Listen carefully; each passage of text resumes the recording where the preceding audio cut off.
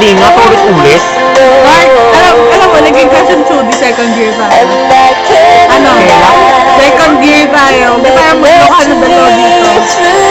Kaya mo, umamin ka na. Second year. Oo, crush mo si Chudi nun. Ano nangyari? Bakit? Ano sabi? Crush mo si Chudi nun! Ano ka ba? Oh God, really? Oo! Gusto ko sabihin ko ba talaga dito? Paano namin nalaman? Hindi ka rin Nicole umamin. Sino? Ni Nicole. Pinambrano si Berkeley. Gago, natatawa talaga ako. Mark, umamin ka na kasi si Chudi na second year.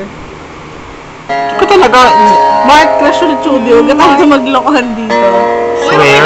Oo. Maganda yan. God, Crush mo siya nun. Umamin ka happened na. to me. So, Judy. Umamin ka na. Si Chudi crush mo nun. Aray po. Ay, Pukay mo rin, mayroon. Sana may pukay dito. Crush nga ni Mark si Chudi. Lubay, huwag kang mag-invento. Mark. Ito lang, Alicia, kiss mo. Corny naman.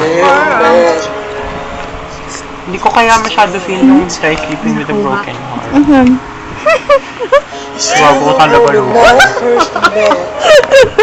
Yan, wala na. Eh, so taba.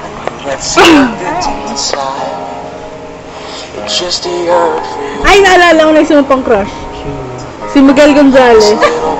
Ang ina. bakit text ko? Grabe yung kapo niya kaya. Super Diba, crush na.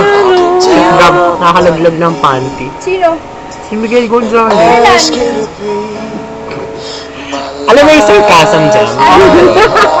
Wala siyang din. Naiwan niya si Doro dahil.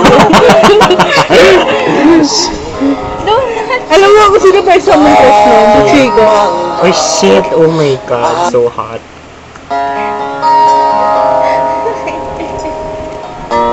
Uy, mabasag kung ano. Tama na nga.